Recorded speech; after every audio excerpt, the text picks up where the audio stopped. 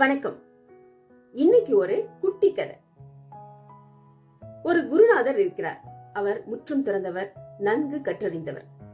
அவர்கிட்ட நீங்க எங்க ஊருக்கு வந்து ஒரு பிரசங்கம் பண்ணி தரணும் அப்படின்னு கேக்குறாங்க. அவரும் ஒத்துக்கொள்கிறார்.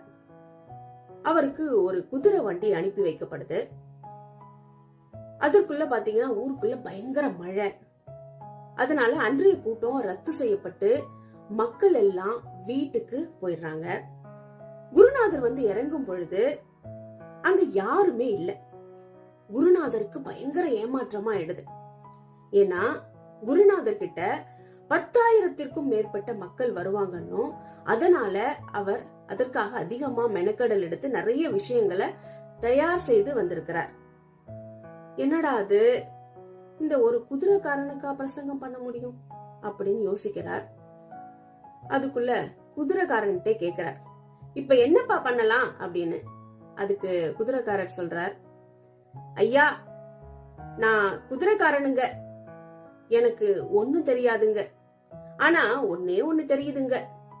நான் 30 குதிரை வச்சிருக்கேனுங்க. நான் புல்லு எடுத்துட்டு போகும்போது எல்லா குதிரையும் வெளியில போய் ஒரே ஒரு குதிரை மட்டும் இருக்குதுன்னு வச்சுக்கோங்க. நான் அந்த ஒரு குதிரைக்கு தேவையான புல்ல வச்சுட்டு தானுங்க வருவேன் அப்படின்னு சொன்னார். அதை கேட்டவுடனே குருநாதருக்கு கன்னத்துல பலார்னு ஒரு அரவிட்ட மாதிரி இருந்தது. உடனே குதிரைக்காரனுக்கு சபாஷ் அப்படின்னு சொல்லிட்டு பிரசங்கத்தை ஆரம்பிக்கிறார். பாத்தீங்கன்னா தத்துவம், மந்திரம், பாவம், புண்ணியம், சொர்க்கம், நரகம்னு எல்லா தலைப்பையும் எடுத்து போட்டு சும்மா பிரமாதமா பேசுறார். பிரசங்கம் முடிஞ்சிருச்சு. குருநாதர் கேட்கிறார், என்னோட பேச்சு எப்படி இருந்தது அப்படின்னு ரொம்ப பெருமிதமா கேட்கிறார். அதுக்கு குதிரைக்காரர் சொல்றார், ஐயா நான் குதிரைக்காரனுங்க, எனக்கு ஒண்ணும் தெரியாதுங்க, ஆனா ஒன்னே ஒண்ணு தெரியுதுங்க. நான் குதிரைக்கு புல்லு வைக்க போகும்போது எல்லா குதிரையும் வெளியில போயிருந்தாலும் அந்த ஒரு குதிரை இருக்குதுன்னா அந்த ஒரு குதிரைக்கு தேவையான புல்ல மட்டும்தானுங்க வச்சுட்டு வருவேன்.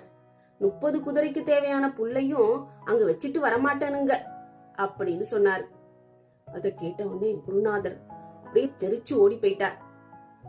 இதுல இருந்து நமக்கு என்ன தெரியுது? யாருக்கு என்ன தேவையோ, என்ன சொன்னா புரியுமோ அதை மட்டும் சொன்னா போதும். தேவையில்லாம அவங்களுக்கு தெரியாத அல்லது புரியாத விஷயங்களை சொல்லும் பொழுது அது நம்மை தான் முட்டாளாக்கும் அப்படின்றதுதான் இந்த கதை உணர்த்துது. நீங்க என்ன சொல்றீங்க?